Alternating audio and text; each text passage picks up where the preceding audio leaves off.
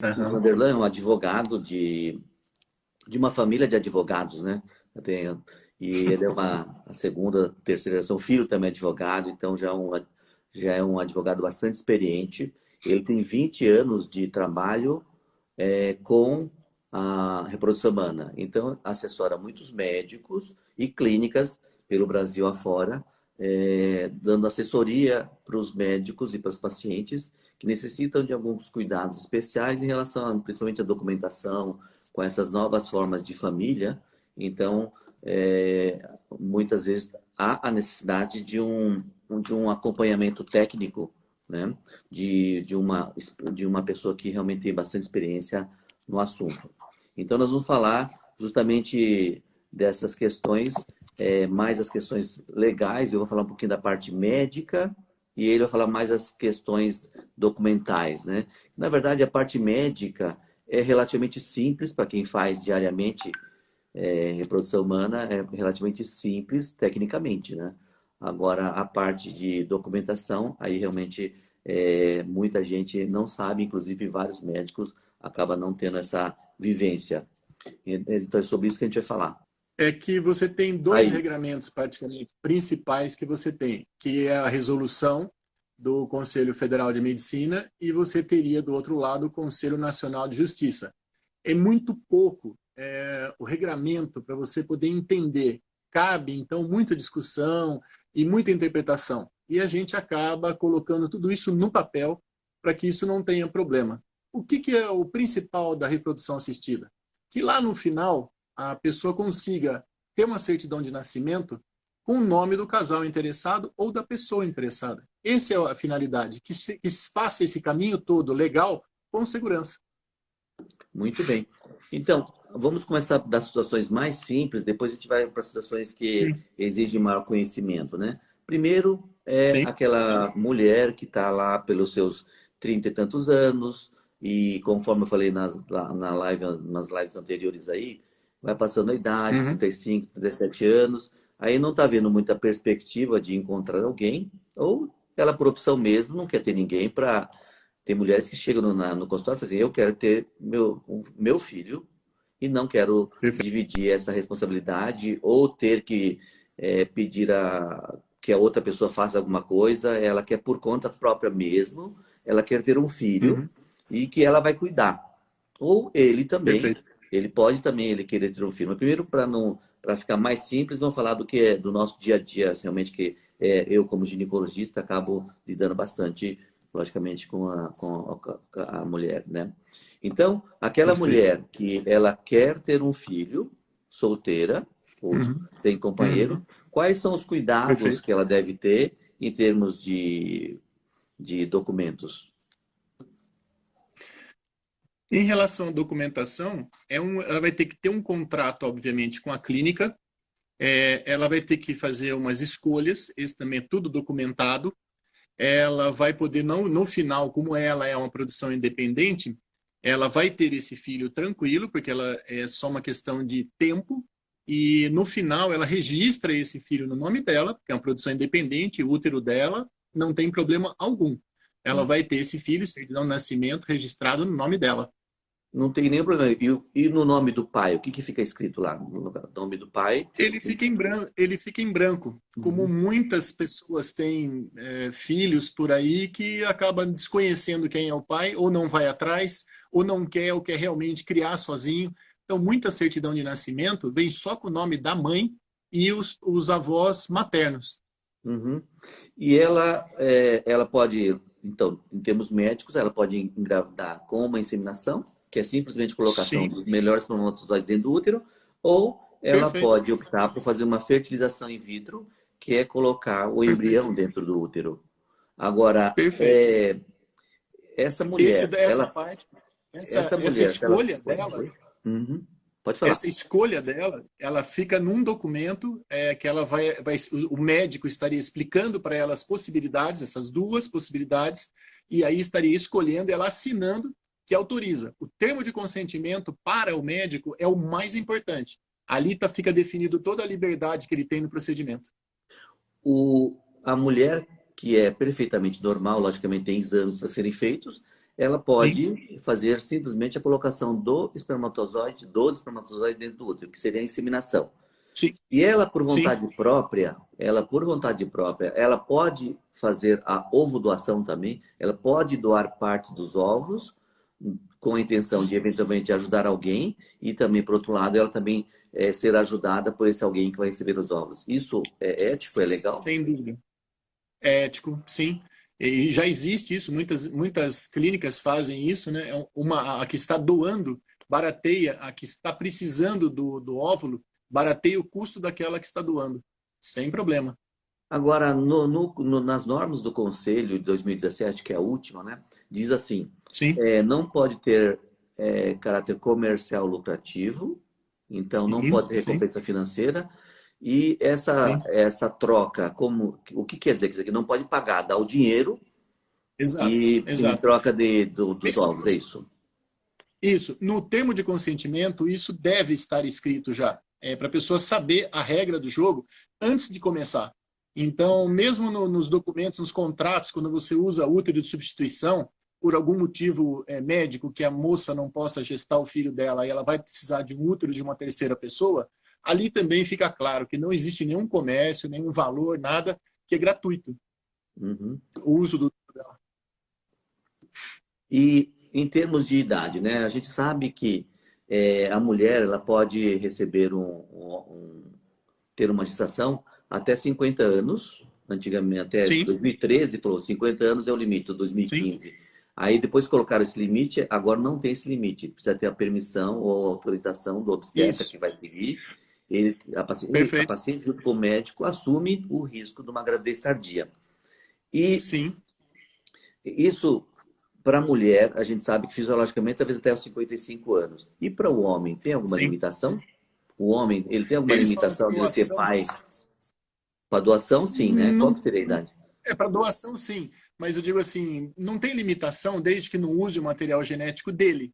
Ele pode ir Uhum. numa clínica, ele vai trazer, obviamente, o útero de substituição, que aí vai até um parente até quarto grau dele, não precisaria da autorização de um pedido, né, no Conselho Regional, da onde é a clínica, e você estaria, então, usando esse útero de substituição. O sêmen dele também pode ser doado, porque pode ser que ele tenha passado da idade, não seja correto, e ele escolhe o óvulo que ele quer. Então, não tem problema nenhum. Quando essa criança nascer, mesma coisa da mulher, vai aparecer só o nome dele na certidão de nascimento. Lá no final, quando tudo terminar. Certo. Deixa eu só fazer uma orientação que é importante, né? Outro dia na live eu falei com um Uhum. trabalho americano que tem que se a mulher vier preservar a fertilidade aos 37 anos, depois ela esperar 7 anos, então aos 44 anos ela voltar para ter o filho, ela tenta 6 meses, depois se não der certo, ela tenta o filho com a fertilização in vitro. Qual seria a possibilidade dela engravidar? Se ela congelar ou não congelar, a diferença é pouquinho, não é tão grande. Agora, se ela congelar e for usar a produção independente, a taxa de gravidez dela vai de 51%. Então, se ela chegar aos 37 anos, congelar e depois ela decidir ter o filho por conta, aos 44 anos, ela tem 51% de chance de engravidar. Agora, por outro lado, se ela for esperar o casamento, cai para 9%. Então cai Nossa, muito. 9 e 3%. Você vai depender se congelar ou não congelar. Então, entendi. isso significa que depois de certa idade, realmente a produção independente passa a ser bastante interessante do que ficar esperando, eventualmente, aos 44 anos para encontrar alguém. Então, daí essa importância da gente estar falando sobre a produção Sim, independente, sim. que hoje em Ô, dia, Jorge, oi? sim. Eu Hoje em tava até dia é muito esqueci de comum. comentar. Uhum. Eu esqueci de comentar. As pessoas às vezes perguntam muito até quarto grau. O que seria quarto grau? Ah, É eu vou até falar chegar na isso mais para sobrinha. frente. Nós vamos falar sobre isso Até aí. perguntaram aqui É, nas é. perguntinhas aqui, Depois quarto a grau gente seria chegar na sobrinha. nós vamos falar exatamente agora, né? Em relação ao homem. A mulher, acho que está claro, né? Que é relativamente simples. Agora o homem, né? O homem que está a seus 40, 50 anos de idade e que quer ter um filho e não quer compartilhar com uma companheira. Qual a possibilidade dele fazer. Quer dizer, logicamente, ele vai ter que ter, ter uma mulher que vai carregar essa criança. Qual seria a possibilidade? Como que ele poderia fazer? O homem com produção independente. O homem vem na clínica, ele vai obrigatoriamente ter que trazer um útero de substituição. Pode ser a mãe dele, pode ser a tia dele, a sobrinha, a irmã, algum parente até quarto grau. Não tem problema. Se não for parente até quarto grau, ele vai ter que pedir uma autorização no Conselho Regional. Então, isso funciona nessa toada. Ele tem que, obrigatoriamente, apresentar uma pessoa. Nenhuma clínica oferece útero ou tem esse tipo de projeto ou intenção. Não existe isso. Então, dá para fazer uma produção independente homem? Dá. Dificulta que ele vai ter que trazer útero de substituição. Alguém de confiança dele. Logicamente, estou fazendo várias perguntas aqui, eu sei de muitas respostas, sim, mas como tem os leigos querendo saber, né? Senão fica meio esquisito. Como que o dono de uma clínica está fazendo essas perguntas, né? Mas é justamente eu sei que as pacientes acabam perguntando. Então, mais uma pergunta bem boba também, né? Quem procura mais a produção independente, o homem ou a mulher?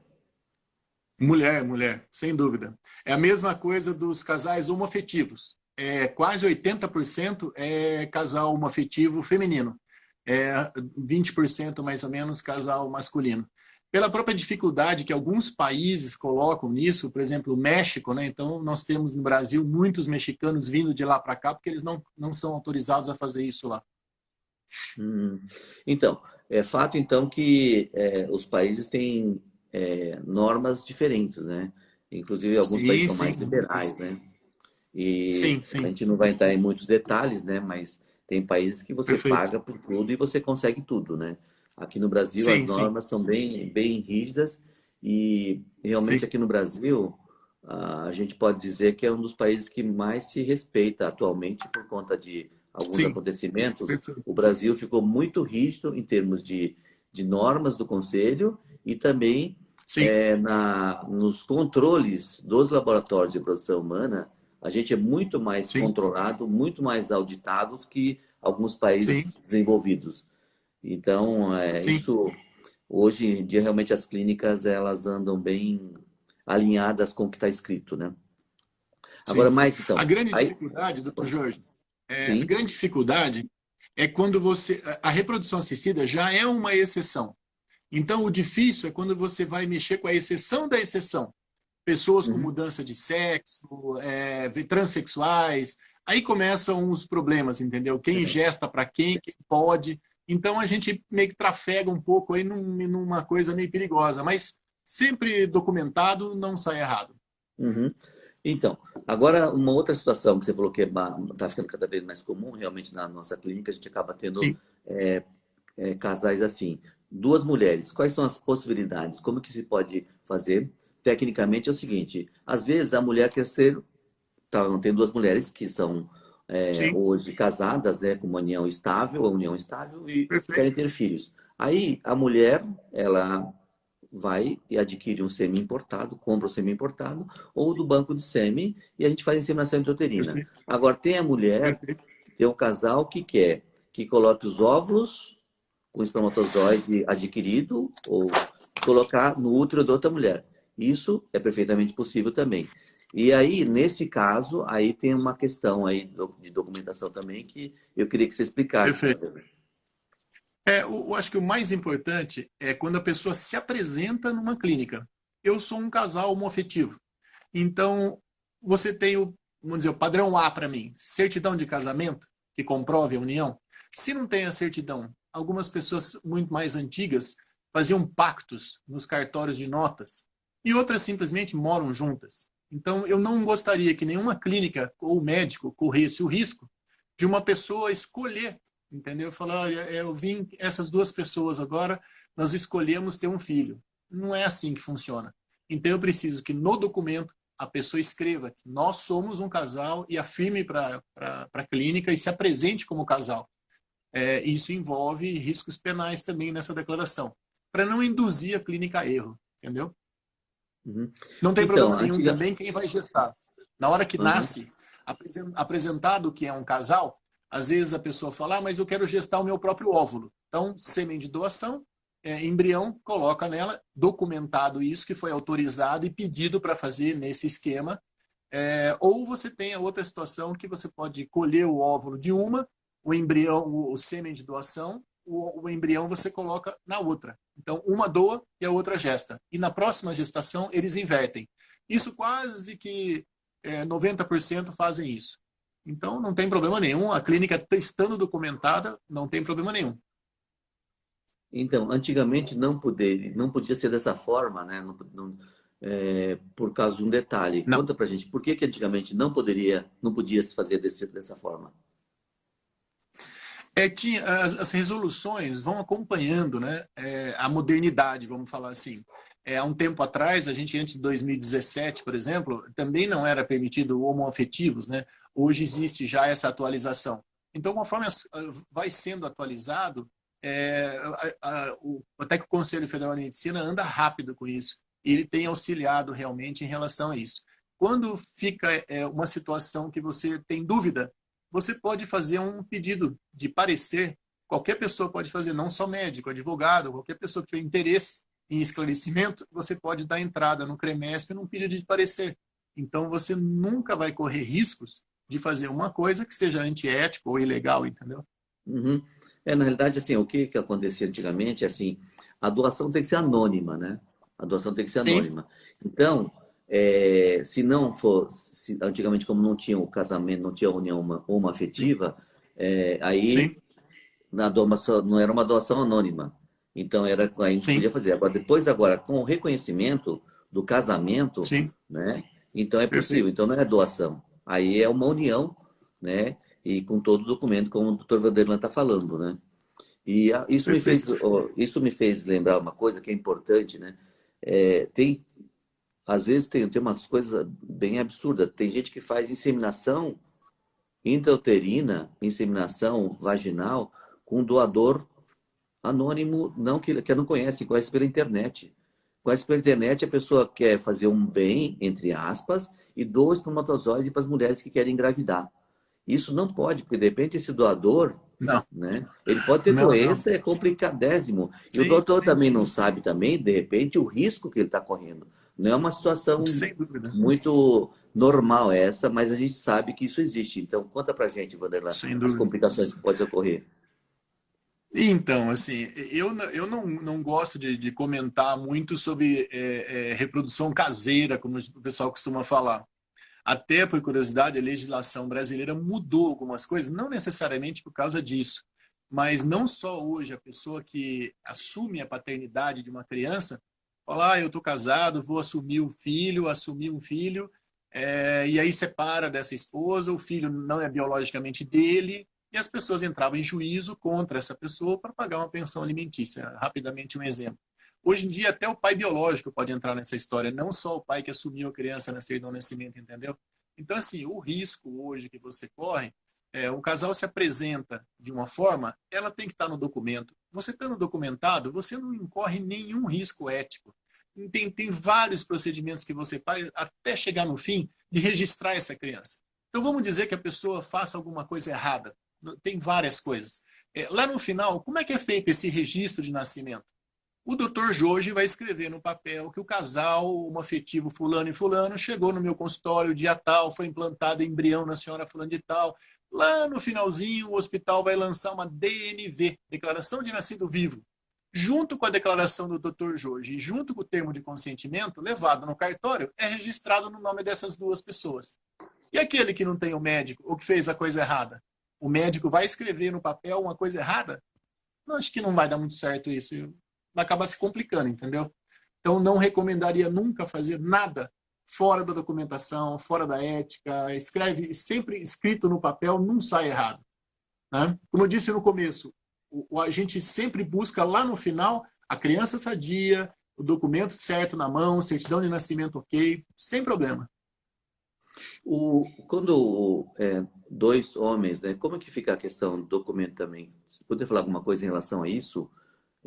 Sim, Nascido a vivo, a única declaração dificuldade. nascido vivo, o que o médico tem que fazer? Sim, Tem sim. vários médicos Ah, assistindo aqui também. perfeito, sem problema. Doutor Edgardo É, aqui.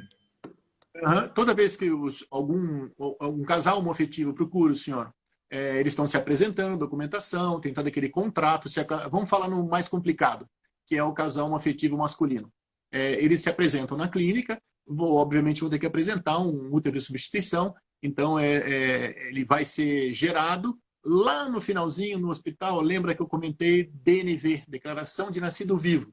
Essa declaração contém os dados do bebê e embaixo mãe gestacional. Se você pegar esse documento e levar no cartório, é registrado o nome dessa mãe gestacional, coisa que a gente não quer. Então, nessa DNV, que tem um número bem grande em cima, maior que um CPF, eu não lembro, são 20 e poucos números, se não me engano de cabeça. E esse número dessa DNV vai ser colocada na sua declaração. Doutor Jorge, o senhor é o responsável por esse casal, então o responsável pelo procedimento, o responsável técnico pela clínica, os dois assinam, contam o histórico todo, que aquele casal homoafetivo masculino é o proprietário, vamos falar assim, daquele material genético. Então, o termo de consentimento, mais a DNV, mais a sua declaração, leva no cartório, certidão de nascimento, nome do pai, Paulo alguma coisa, nome do segundo pai, Mauro alguma coisa. E quem são os avós de um, avós de outro, os avós, né? Perfeito, não vai ter nome de mulher, né? Mas tá lá. Deixa eu agradecer aqui, ó. Tem o doutor Edgardo que está assistindo, o Rodrigo lá de Curitiba, e o Magno Malta, senador e senador Magno Malta também está assistindo. Obrigado por prestigiar-nos, né? E então, Obrigado. né? Acho que é por você, Wanderlan, que ele gosta dessas Não. coisas, tem que ser certinho, então por isso que ele está querendo saber como é que funciona isso, né? E agora, quando o casal ele tenta aqui, não consegue ninguém para ser a barriga de aluguel, entre aspas, né? Fazer outra substituição, qualquer recurso, então. Então, o homem não vai poder ser pai solteiro, entre aspas. O que ele pode fazer, então, hein? Se for negado o recurso, se for negado, o que ele pode fazer no CRM? Não entendi o meio, cortou um pouquinho, doutor Jorge, é o que o senhor falou.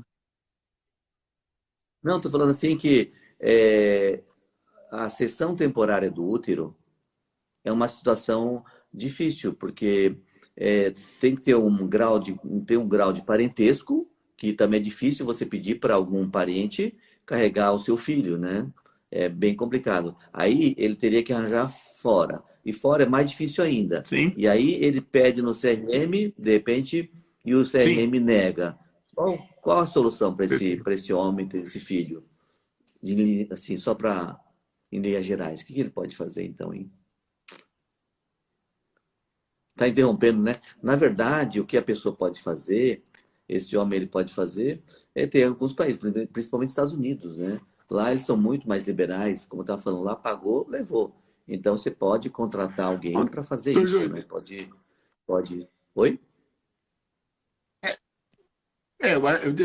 Se eu entendi, cortou um pouco a fala do senhor, mas eu tentar colocar de uma maneira que eu acho que eu entendi, pelo que foi picado. Esse pai, se qualquer pedido que você tiver no Conselho Regional de Medicina e que for negado, você pode pedir uma substituição daquele útero de substituição. Então, uns falam, eu não tenho certeza se tem uma lista, alguma coisa, mas as pessoas se oferecem em jornal, aí por 10 mil reais eu gesto um filho para você. Eu sempre falo, não pegue essas pessoas de jeito nenhum, porque as pessoas sabem quem está se colocando como financeiro, entendeu? Então não é porque um pedido foi negado que esse senhor, vamos falar assim, jamais vai poder ser um pai. Não, é só substituir o útero de substituição, a pessoa, a documentação dela e tentar de novo, não tem problema. É um pedido de parecer isso, lembra? Uhum. É que o Wanderlan, ele está isolado numa chácara. Então, acho que a internet está meio... Ou aqui, né? Estou culpando ele, de repente, aqui que está o problema, né? Enquanto isso, a Paty está perguntando, né, Paty? Obrigado por estar sempre presente e assistindo. Então, como a gente está chegando no final desse isolamento, né? Aos poucos, a gente vai começar a estar mais presente em situações que tem que estar presencialmente, né? Então, não dá para a gente pode até voltar manter semana que vem, não tem problema não. Agora eu vou fazer provavelmente de terças e quintas, né? Porque vocês puderam presenciar que realmente eu fui preciso no horário. Às 19 horas eu estou sempre presente foram acho que umas 30 lives mais ou menos, né? E mas agora, aos poucos, vai retomando a rotina, espero, né? Então, não dá para ter essa certeza que seria exatamente às 19 horas. Então, eu acho que vou me restringir a terças e quintas fazer essa live, e outros dias eu vou fazer outras coisas que a gente tem na programação. Aí eu tô falando isso aqui para ver se melhora a internet, mas está cada vez pior a internet. Aí, então, vamos aproveitar e Tá bom, então, perguntar. Jorge, vamos tentar aceitar a internet, então. Para mim, tudo bem. A internet aí tá meio, eu acho que deve ser a daí. Então, aí tem algumas perguntas aqui, né, que elas estão perguntando, não tem muito relacionamento com o que a gente está conversando. Perguntou poucos espermatozoides, né? Ou tem poucos espermatozoides, o que fazer? Na verdade, se tiver um espermatozoide, dá para fazer alguma coisa. Então, a quantidade de espermatozoide hoje é uma coisa que não é tão relevante, precisa ver mais a causa dessa. Por que tem pouco espermatozoide? O pouco espermatozoide, a gente consegue fertilizar um óvulo, dois ovos e virar embrião e transferir e ter gravidez. Isso não é o Sim. limitante. Então, o importante é saber por que tem pouco espermatozoide. Até que idade que a mulher produz ovos? A mulher produz ovos até 40 e tantos anos, às vezes até 50 anos de idade, por isso tem mulher que tem filho até 53, 54 anos de maneira natural. Agora, com a fertilização in vitro, a gente só consegue ter gravidez com os próprios ovos por volta dos 44, 45 anos. Depois é extremamente difícil. A gente não fala que nem nunca, nem sempre 35. na Eles medicina, falam 35, né? porque senão a gente pode. O normal, assim, que a gente consegue mais sucesso até os 35, 37 anos. Mas falar que a gente não consegue mais tarde, aí tem toda uma questão, até uma questão de ética, né? Será que é ético Sim. fazer uma fertilização in vitro numa mulher de 46 anos com os próprios óvulos? Aí já começa a Então, beirar Jorge, o antiético. Oi? beira a ética. E aí, assim, corre um risco, às vezes, desnecessário. É, Eu sempre peço o obstetra, não a pessoa da clínica, mas o obstetra, um outro obstetra, examine a paciente e ateste que ela tem condições. Às vezes pode ter condição. é. Às vezes a paciente pergunta, mas doutor, por que que a gente tem chance de engravidar naturalmente e com a tecnologia, com a fertilização in vitro, a gente não consegue engravidar aos 45 anos, 46 anos? Por quê? Porque fertilização in vitro a gente consegue fazer uma vez cada 2, 3 meses, além do que é caro, além do que tem várias alterações genéticas que podem ocorrer, então o sucesso acaba sendo bem pequeno. Sim, E enquanto que relação sexual dá para ter todo mês. Então, por isso que às sim. vezes, com muita sorte, acontece de ter um óvulo bom com espermatozoide bom, vira um nenê bom também. Mas é bem difícil. Por isso que Perfeito. essa questão de a gente tentar com idade mais avançada, beira o antiético, né?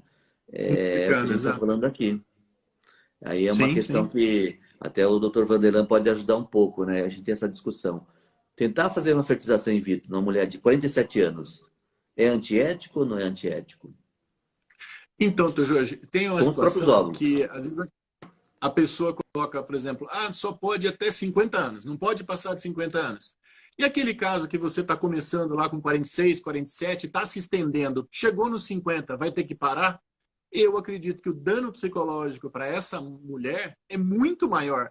Então, se ela tem condição ainda física de continuar e atestados e tal, eu acho que eu continuaria, sim. E já existe pareceres do Conselho Regional de Medicina em São Paulo que autoriza, entendeu? Então não tem problema não. Mas é arriscado. Eu acho que deve ser sempre Então, colocado no papel. vamos forçar essa pergunta para você que é Tá? advogado, né? Então, porque eu sei que tem vários médicos assistindo aqui. A Sim, mulher de 46 anos, 47 anos, não, eu quero tentar com os meus próprios óvulos, do meu marido, do sim, meu marido, sim. e eu tenho fé que vou engravidar. Aí o médico fala assim, mas na literatura não se recomenda acima de 45 anos. Mas doutor, Exato. eu estou pagando e que eu quero fazer. O senhor pode fazer para mim? O médico, ele pode ser penalizado por tentar fazer uma fertilização in vitro nessa mulher de 47 anos? Eu não faria, entendeu? Não faria. Porque o senhor sabe os riscos que ela corre. O senhor melhor que ninguém sabe. Ainda que a pessoa queira fazer aquela situação, o senhor sabe os limites daquilo. Então, às vezes, quando a pessoa chega num limite desse, eu falo, ninguém da clínica vai dar nenhum parecer a respeito dessa paciente. Ela vai Uhum. consultar outro médico e vai atestar que ela tem condições e está liberada para fazer aquele procedimento, não interessando muito a idade, mas e sim a segurança. O médico está, eticamente, ele está correto no que ele está fazendo?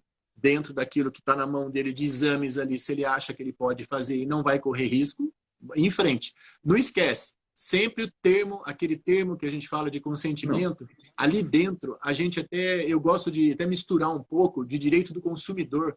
Ela não pode ter Uhum. surpresas. Então, ali dentro Não. desse termo de consentimento, tem que estar tudo escrito ali. Os riscos que ela vai correr, porcentagem mais ou menos que ela vai correr o risco, quanto fica ou não, essas coisas. Não, a pergunta é bem delicada, né? Porque Uhum. aí por isso que eu estou perguntando para o advogado. E ainda de público é complicado, hein? Porque, na verdade, você não acredita que vai dar certo com os próprios óvulos, né? Somente com ovo doação. Agora, atendendo Sim, ao pedido da paciente, apesar de você não acreditar, você não é Deus, para dizer que não vai dar certo, né?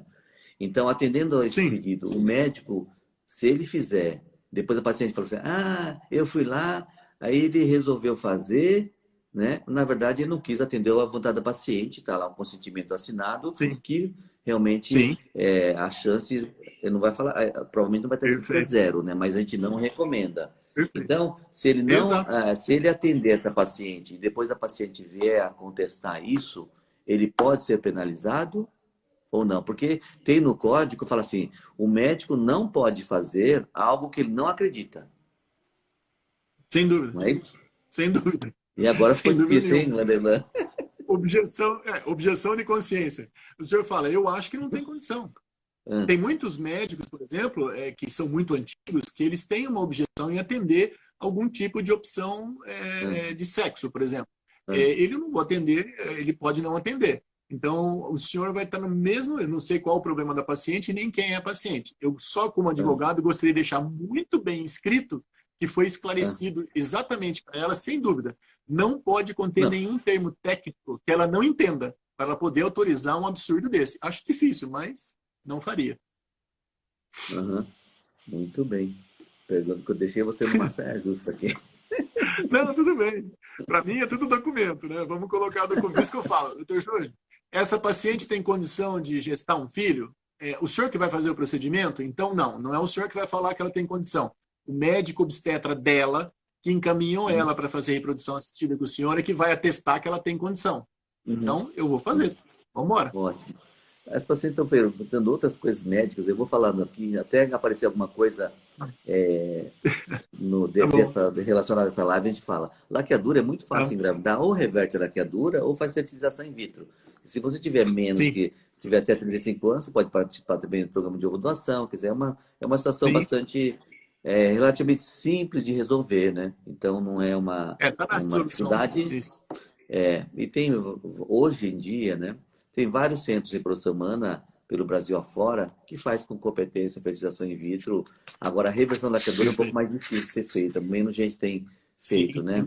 sim, Aí, outra paciente que sim. está falando de reversão de laqueadura, na verdade, esses dias atrás, a gente fez uma live sobre laqueadura. Quem quiser assistir, dá para encontrar isso, ou se não, com certeza acaba encontrando no YouTube também. Mas a gente fez uma live Sim. esses dias justamente falando sobre reversão de laqueadura. E aí, Vanderlan, algo mais que a gente não abordou? Sessão temporária do útero. Ah, tem uma. Olha, Tem. Pode falar. geralmente as pessoas. Eu sempre peço para as pessoas lerem a resolução 2168, que é de 21 de setembro de 2017.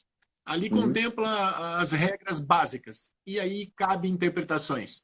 Então, por uhum, exemplo, uma pessoa que veio na sua clínica,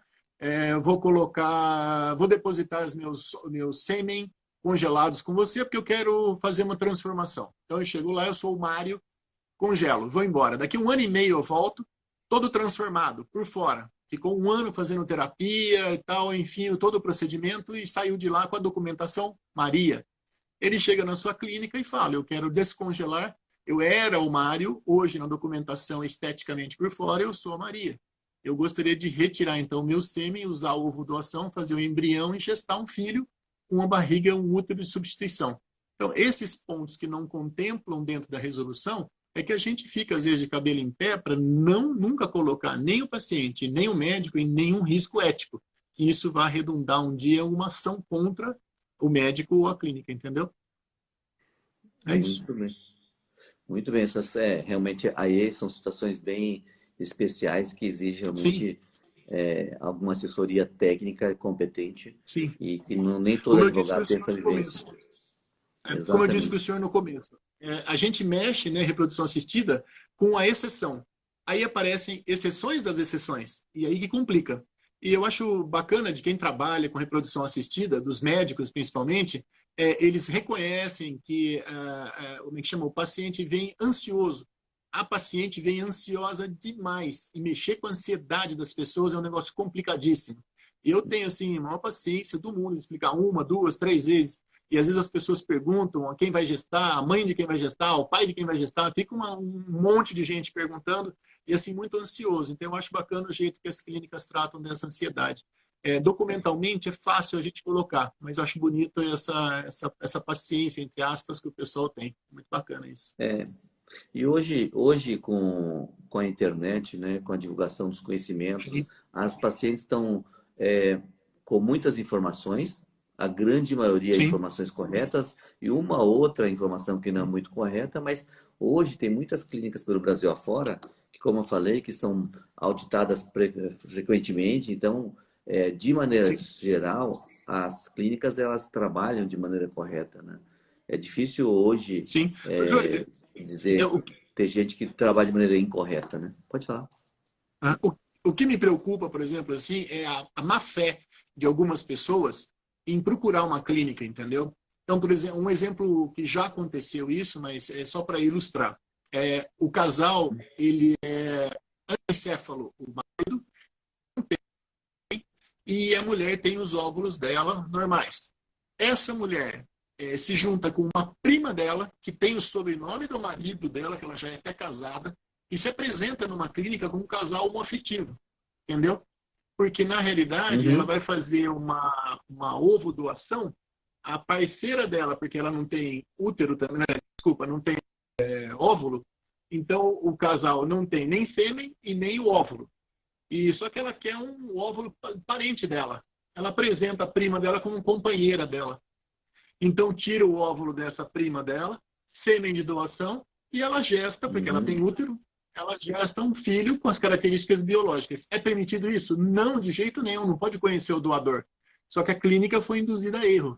Por isso que lá no começo, documentalmente, é interessante você colocar no papel. Vocês são um casal homoafetivo? Vocês estão se apresentando como um casal homoafetivo? O sobrenome era diferente, quem que ia imaginar? Então a clínica foi induzida a erro, entendeu? Mas aí já foi resolvido o problema todo, sem problema nenhum. Essas questões que você está lembrando, Vanderlei, é uma coisa que entristece Sim, bastante o médico, né? Porque o médico de sim, formação, por pior que ele seja, ele tem uma formação, e se ele faz uma clínica de produção humana, ele sabe das regras, então, de maneira geral, ele vai seguir o que é correto, porque sim, senão ele sim, acaba sendo penalizado e acaba perdendo o que tem. Então, de maneira geral, os médicos trabalham de maneira correta. Agora, o que acontece perfeito. nesse exemplo que você falou, acaba entristecendo bastante Sim, os médicos, o pessoal envolvido, porque o médico não está acostumado a lidar com essas questões. Eu até falo, sim, de vez em quando eu comento assim, a analogia que existe entre médico e advogado.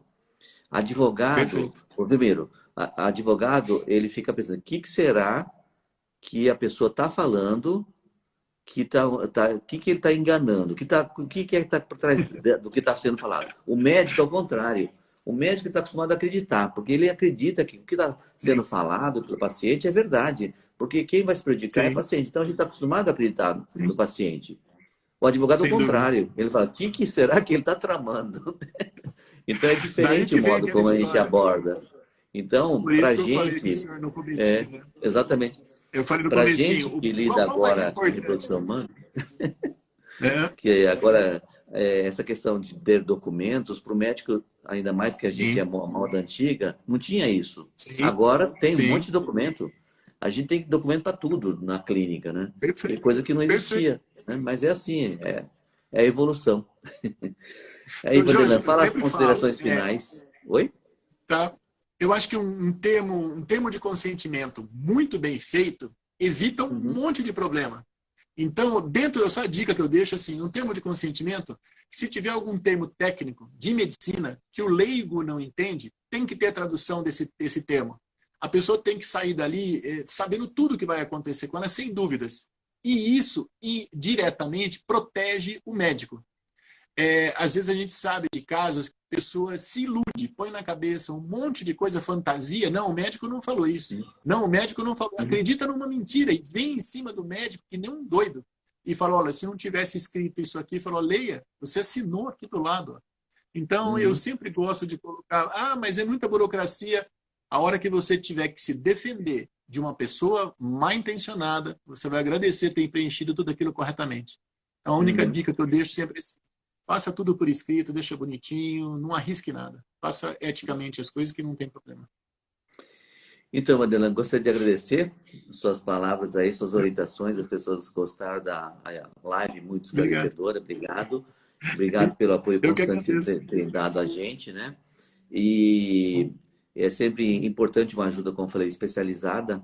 E Obrigado. principalmente assim, agora até falar das pessoas de má fé, infelizmente, né? É, Ah, isso acontece, né? sim, Acontece com várias clínicas essa questão e que acaba tirando um pouco do brilho, né, do profissional, porque o profissional, de maneira geral, se ele chega no patamar de ser dono de uma clínica, de parceiro, de fazer reprodução humana, é porque ele já passou por um crivo muito grande ao longo da vida. sim, E depois ser sim, tratado como se fosse ou enganado, ou tratado como se fosse um bandido, é extremamente desagradável isso. E é uma coisa que a gente nem gostaria de ficar falando muito disso, mas já que foi comentado, a sim, gente complementa, né? E aí, sim. então, gostaria de agradecer novamente. Obrigado, Vanderlan. Aí estão perguntando assim, Eu que vamos agradeço. continuar? Aí, então, na Tá verdade, bom, agora a intenção é fazer 2 vezes por semana, de terça e quinta às tá 19 bom. horas, né? A princípio é assim, porque a gente não Perfeito. sabe, agora com a tentativa de reabertura de maneira geral, né? Tá tendo um Sim, movimento de começar a sim, movimentação de atendimento presencial. Então, sim. devido a isso, a gente vai dar uma distanciada entre as lives, mas vamos continuar trabalhando, convidando gente bacana para falar. Obrigado, Tá bom. Vanderlan. Um abraço, hein? Eu que agradeço a oportunidade. Um abraço. Tchau, tchau.